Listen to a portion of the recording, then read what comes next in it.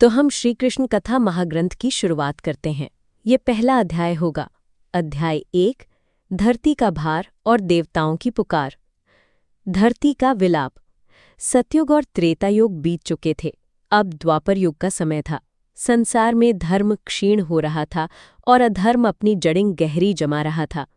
धरा माता, जो समस्त प्राणियों को अपने आंचल में पालती हैं, अत्याचारों से दबकर कराहने लगीं।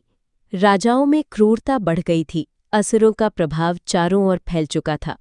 सत्य, करुणा और दया जैसे गुण मानो लोक से लुप्त होने लगे थे। धरती माता मनुष्य, पशु पक्षी और देवताओं का दुख सहते सहते थक गईं। अंततः वे गाय का रूप धारण कर ब्रह्मलोक पहुंची। ब्रह्मा की सभा। धरती माता रोते हुए ब्रह्मा जी के चरणों में गिरी। प्रभो, मैं बोझ से दब गई हूँ। असुरों और अधर्मियों ने मुझे रौंद डाला है। अब मेरी पीड़ा असहनीय हो गई है। कृपा कर कोई उपाय बताइए। ब्रह्मा जी ने अपनी करुणा भरी दृष्टि धरती पर डाली और विचार मग्न हो गए। उन्होंने कहा, हे धरती, तुम्हारी पीड़ा व्यर्थ नहीं जाएगी। चलो, हम सब मिलकर भगवान विष्णु की शरण में चलते हैं।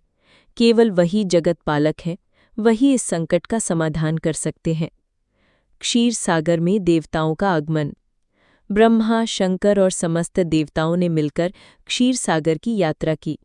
वहां भगवान विष्णु शेषनाग की शैया पर योग निद्रा में विश्राम कर रहे थे। देवताओं ने स्तुति की। नमः काम रूपाय अनंत रूपाय, नमः पुरुषोत्तमाय, नमः जगन्नाथाय। हे विष्णु, आप ही हमारे रक्षक हैं। कृपा कर धरा को भार से मुक्त कीजिए। भगवान विष्णु ने देवताओं की पुकार सुनी और करुणामयी वाणी में कहा, हे देवताओं, हे धरा माता, तुम चिंता मत करो। अधर्म बढ़ने पर मैं स्वयं अवतार लेता हूँ।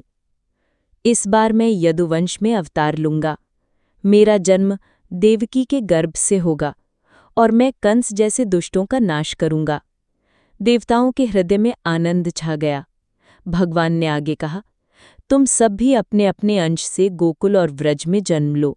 ग्वाले, गोपियां, बंधु बांधव बनकर मेरी लीलाओं में सहचर बनना। इस अवतार में तुम्हें भी दिव्य सुख का अनुभव होगा। देवताओं का आनंदोत्सव। विष्णु का ये वचन सुनकर देवताओं ने नतमस्तक होकर प्रणाम किया। इंद्र ने सोचा कि अब उसका गर्व दूर होगा। ब्रह्मा ने निश्चिंत होकर धरती माता को देखा। शंकर ने प्रसन्न होकर तांडव की धीमी थाप दी। धरती माता की आंखों से आनंदाश्रु बह निकले। उन्होंने मन ही मन कहा, अब मेरा भार हल्का होगा। श्रीहरि स्वयं अवतरित होंगे। यदुवंश की ओर संकेत। इधर मथुरा नगरी में राजा उग्रसेन का शासन था। यदुवंश अपनी शक्ति और वैभव के लिए प्रसिद्ध था।